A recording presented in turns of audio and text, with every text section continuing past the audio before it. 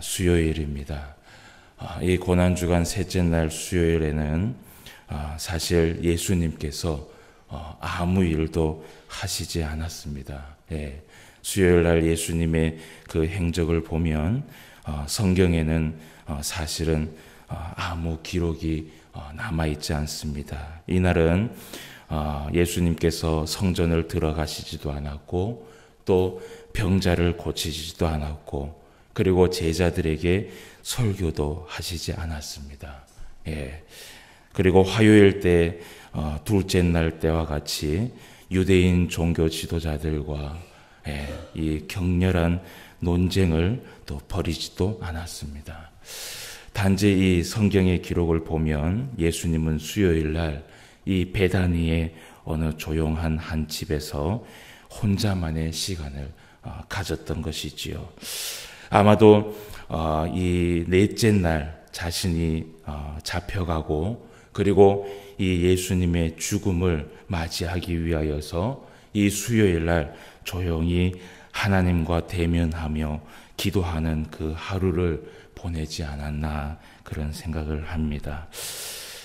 그렇게 이제 예수님께서 이 셋째 날 수요일 종일 그렇게 쉼을 가지고 난 후에 이제 넷째 날 목요일 날 예수님께서 잡혀가시게 되는 그런 모습을 우리가 보게 되지요. 그런데 이제 오늘 우리가 본 말씀 중에 이제 열 처녀의 비유에 대해서 이야기가 나옵니다. 이 마태는 특히 그 예수님의 이 사역을 처음부터 끝까지 이 요약을 해서 중간에 다른 이야기를 넣지 않고 계속해서 예수님의 사역을 순서대로 기록을 해 놓은 것을 보게 됩니다.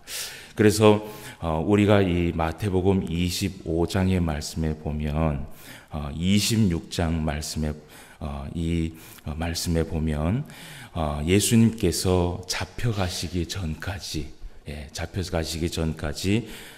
그까지도 이렇게 예수님이 많은 것을 제자들에게 가르쳤다라는 것을 우리가 보게 되지요. 그런데 이 마태복음 25장 말씀이 바로 예수님께서 잡혀가시기 전까지 이 제자들에게 가르쳤던 그 말씀 중에 하나입니다.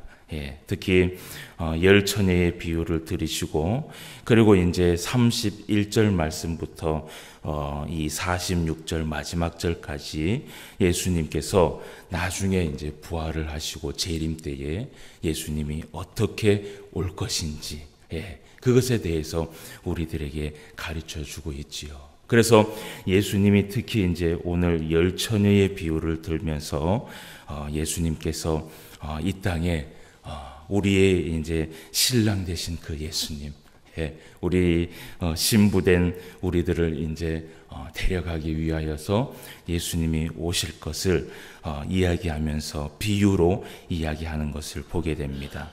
오늘 이 말씀에 보니까 열 처녀가 나오는데 1절 말씀에 보니까 그때의 천국은 마치 등을 들고 신랑을 맞으러 나간 열 처녀와 같다라고 예수님께서 비유로 시작합니다.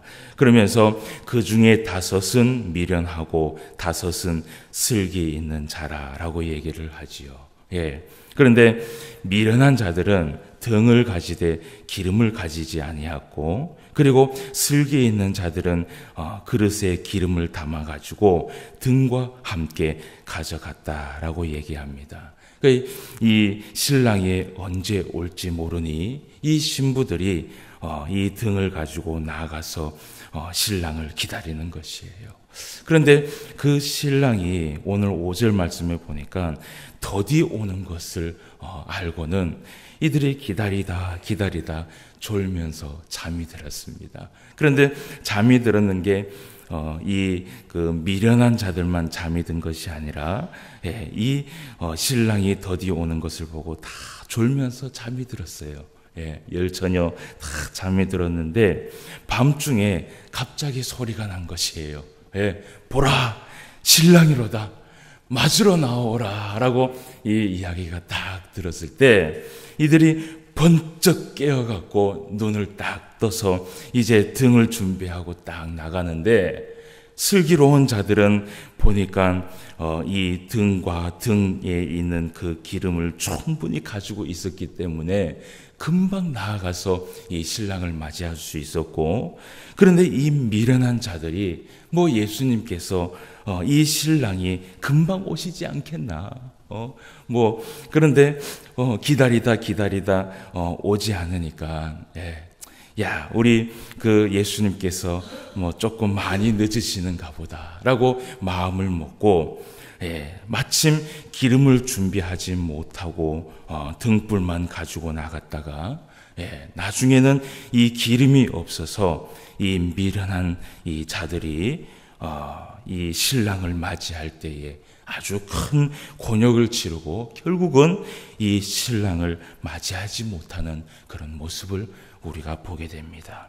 그러면서 예수님께서 이 미련한 자들에게 뭐라고 말씀을 하시는지 우리가 한번 보도록 하겠습니다. 자, 10절 말씀부터 말씀을 좀 봅시다. 그들이 사러 간 사이에 신랑이 오므로 준비하였던 자들은 함께 혼인잔치에 들어가고 문은 닫힌지라. 그 후에 남은 처녀들이 와서 이르되 주여 주여 우리에게 열어주소서라고 이야기를 하니까 예수님께서 얘기하기를 진실로 너희에게 이르노니 내가 너희를 알지 못하노라 하였느니라 라고 하면서 그런즉 깨어있어라 너희는 그날과 그때를 알지 못하느니라 라고 이야기를 하십니다. 사랑하는 성도 여러분, 이 말은 사실은 이 열 처녀에게 한 이야기이기도 하지만 오늘날 우리에게 이야기한 말씀입니다.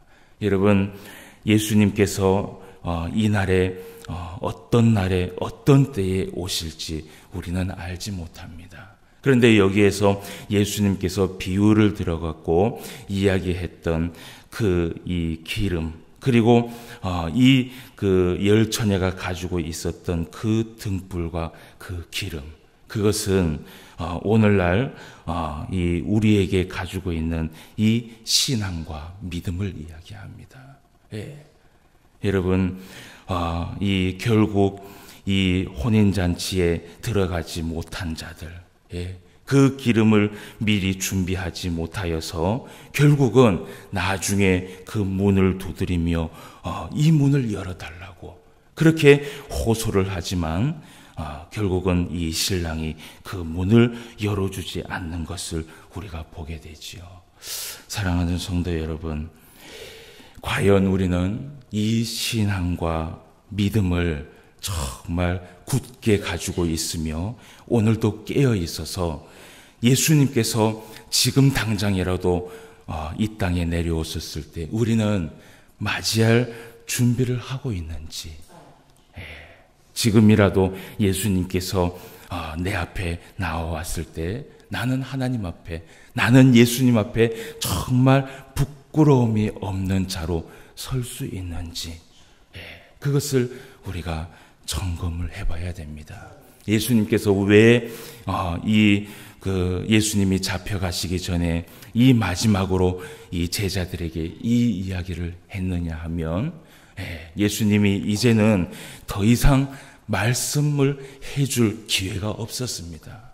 예수님이 이제 이때가 지나면 이제 그 최후의 만찬을 가지시고 예수님은 이제 십자가의 길로 가시게 되는 것이지요. 그리고 예수님은 부활을 하시고 그리고 하나님의 이 오른쪽 보좌에 이제 앉게 되는 것입니다. 그리고는 이제 끝이에요.